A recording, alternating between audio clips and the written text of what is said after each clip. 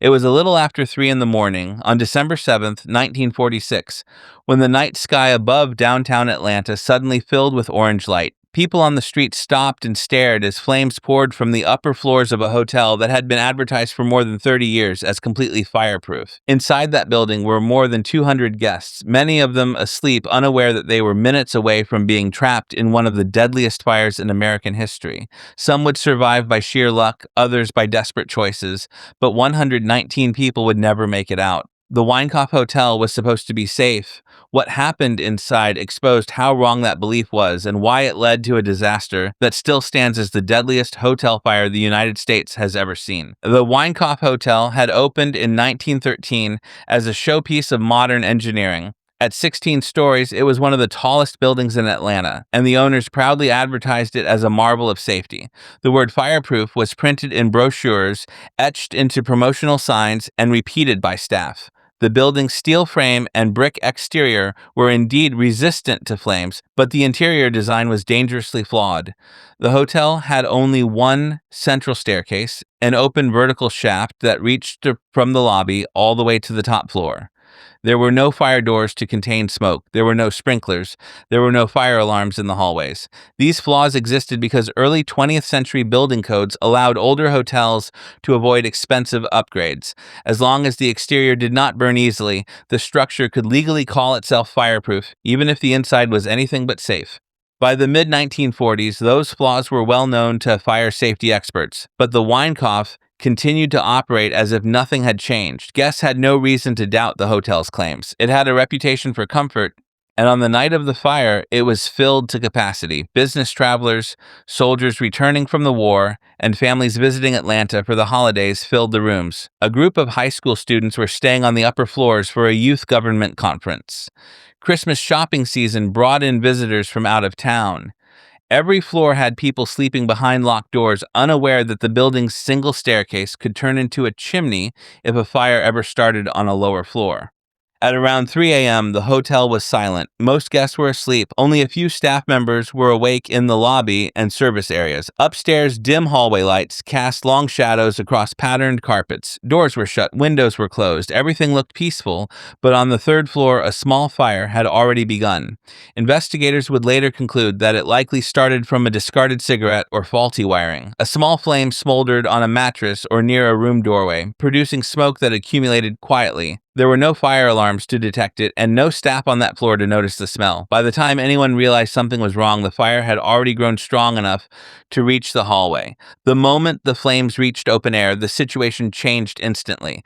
The fire flashed into the corridor, feeding on carpet, wallpaper, and oxygen from the ventilation system. Smoke thickened in seconds, rolling like a dark wave down the hallway. Then the flames reached the central staircase. That staircase was the single deadliest design flaw in the entire building. Without fire doors to seal it off, it acted like a giant hollow cylinder. Flames rushed upward with incredible speed, dragging superheated air with them.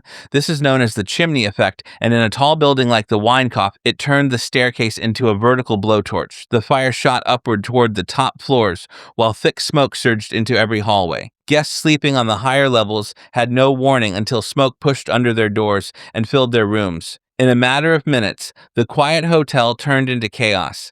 Some guests woke up coughing, stumbling in the dark toward their room doors only to find the metal too hot to touch. Others opened their doors and were met with walls of smoke, so dense they could not see their own hands. Hallways became unrecognizable. People dropped to the floor to breathe, crawling blindly while trying to reach a stairwell that was already filled with flame. Several guests were trapped before they even realized the danger. Upstairs, families shouted for loved ones. Teenagers in the conference group pounded on their neighbors' doors. Parents tried to calm frightened children. All across the building, the same panicked realization spread.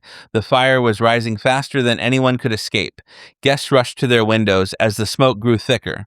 Some slid open the glass and leaned out for air, shouting to people below.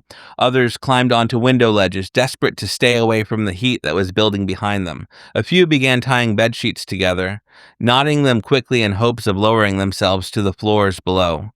The more resourceful guests positioned themselves outside the windows on narrow ledges, clinging to the brick exterior while flames glowed from behind them. The temperature inside the building was rising rapidly. Rooms closest to the open staircase filled with smoke first, but soon even the farthest rooms were choking with fumes because the ventilation ducts pulled smoke throughout the hotel. Down on the streets of downtown Atlanta, early risers and night workers began to notice flames flickering on the upper walls. Someone shouted that people were hanging from the windows. Another yelled for help.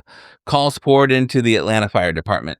Firefighters were dispatched immediately, but even before they arrived, the scale of the disaster was clear. The flames were already climbing the building face, and dozens of silhouettes could be seen on the ledges. It was obvious that this was no small fire. It was a catastrophe unfolding floor by floor, getting worse by the second. When the first fire trucks arrived, firefighters looked up and saw smoke pouring from multiple levels. The illuminated windows outlined human figures waving frantically. Some were already climbing down sheets tied to their beds. Others clung to the masonry with their hands. Firefighters began pulling out ladders, but it was instantly clear that the ladders were far too short to reach the upper floors of a 16-story building. They could help the lower floors, but above the 8th or ninth story, there was nothing they could do except try to catch survivors who fell. The situation was overwhelming, and they had arrived at the height of the crisis. As firefighters rushed to position their equipment, the full horror of the situation became clear. Flames were roaring up the open staircase, turning the center of the hotel into a furnace. The heat blasted outward through the hallways, driving terrified guests toward the windows. Firefighters raised their ladders as high as they could, but the tallest ladder in Atlanta reached only about 8 stories. The Winecoff was 16 stories tall. That meant half the building, packed with people, was completely unreachable by ladder. Firefighters had dealt with tall building fires before, but none like this. Here, the flames had already risen to the top floors before the first trucks even arrived. Every minute mattered, yet the fire had already gained the deadliest possible advantage. On the lower floors, rescuers worked as quickly as the heat allowed. They began pulling people from windows and catching those who climbed down sheets. But higher up, the scene was impossible to control. Guests leaned out from the windows, coughing and screaming for help. Some were waving cloth, trying to get fresh air into the smoke-filled rooms. Others were crying out the names of family members trapped somewhere inside. Firefighters shouted instructions upward, trying to guide people away from the thickest smoke, but many guests were too disoriented or panicked to respond. The fire behind them pushed closer every second, and the windows became their only escape route. As the flames advanced, the situation turned desperate. Several guests began jumping from the highest floors. Some jumped alone, some held hands with loved ones, a few landed on awnings or canopies that softened their fall just enough for survival. One young woman, staying on the 11th floor for a government youth conference, jumped to escape the heat.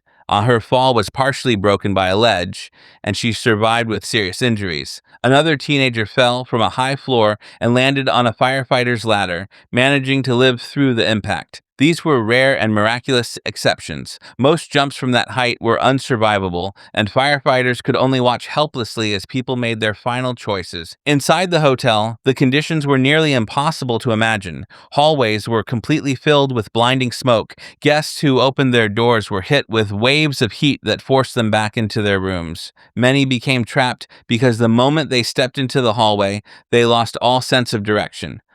Others tried crawling on the floor where the air was slightly clearer, but the smoke thickened too quickly. The single staircase, which should have been an escape route, had become a chimney of fire, pumping smoke into every level. The heat rising through the shaft was so intense that the metal handrails glowed. Anyone who tried to descend the staircase collapsed within seconds. Back outside, firefighters focused on rescuing as many people as possible from the floors within reach. They worked with speed and precision, moving from window to window, catching people who slid down makeshift ropes or climbed out onto ledges. But soon even these rescues became limited. Flames pushed outward through lower windows, forcing firefighters to retreat from certain areas. As conditions worsened, a few sections of the building's exterior began to crumble from heat. Fire hoses blasted water upward, but the streams could not reach the highest floors, and the flames were too widespread to extinguish quickly. The tragic scenes unfolding on the upper floors became some of the most haunting moments of the entire disaster. Several guests were found later standing by windows, unable to jump, overcome by smoke before flames reached them. One couple was seen holding each other tightly in the window frame. They refused to jump, choosing instead to stay together until smoke overcame them. Teenagers from the youth conference attempted to navigate the hallway together, but many collapsed before they found any exit. In other rooms, families gathered near the windows, hoping help would arrive in time. But with the fire spreading vertically and the hotel lacking every essential safety feature, the chances of rescue faded quickly. By the time the fire had burned itself out on the upper floors, the scale of the disaster was undeniable. Firefighters entered the building once the interior temperatures dropped enough to make it possible. What they found was heartbreaking. The upper hallways were littered with victims who had been overcome by smoke. Many died only steps from their rooms. On the lower floors, some had tried to reach the staircase and never made it beyond a few feet. In all, 119 people lost their lives. Most died from smoke inhalation rather than direct flames. Several died from falls. Others died in their rooms, overwhelmed before they had a chance to escape. It was the deadliest hotel fire in United States history. In the days that followed, investigators began trying to understand how such a catastrophic event happened so quickly. At first, there were rumors of arson. Some witnesses claimed they smelled chemicals, and the speed of the blaze raised questions. But after months of examining the scene, no evidence supported the arson theory. The fire was officially ruled accidental. The most likely cause was a cigarette or faulty wiring on the third floor. What investigators did conclude, however, was that the building itself played a major role in the death toll. The single staircase, the lack of sprinklers, the absence of fire doors, and the outdated electrical systems created a situation in which a small fire could turn into a vertical inferno within minutes. Public outrage erupted across the country. People demanded to know how a hotel marketed as fireproof could become a towering death trap. Newspapers published detailed reports about the building's flaws. Families demanded accountability. Atlanta officials were pressured into taking action. Within weeks, the city announced sweeping changes to its fire safety regulations. Sprinkler systems would now be required in high-rise hotels. Fire doors would need to be installed to slow the spread of smoke. Emergency lighting and fire alarms became mandatory. Staircases had to be enclosed rather than open shafts. Electrical inspections became stricter, and hotels could no longer advertise themselves as fireproof unless they met modern safety standards. The impact spread far beyond Atlanta. Cities across the United States reviewed their own building codes, many adopting similar safety requirements.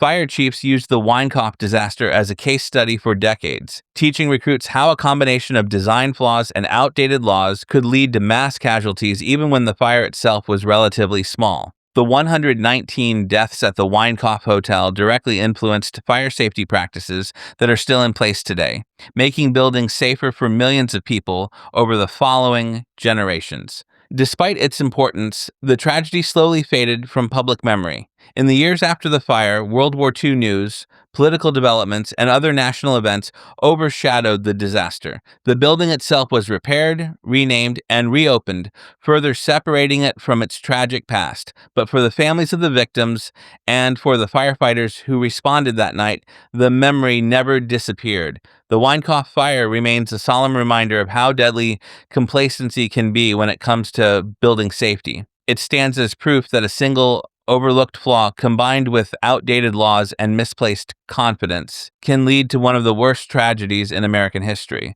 The lessons learned from the Winecoff fire reshaped building regulation across the nation, saving countless lives in the decades that followed. And although time has pushed the event out of the national narrative, its legacy continues every time a hotel installs sprinklers, every time a fire door closes automatically, and every time a fire alarm sounds before smoke has a chance to take someone's life.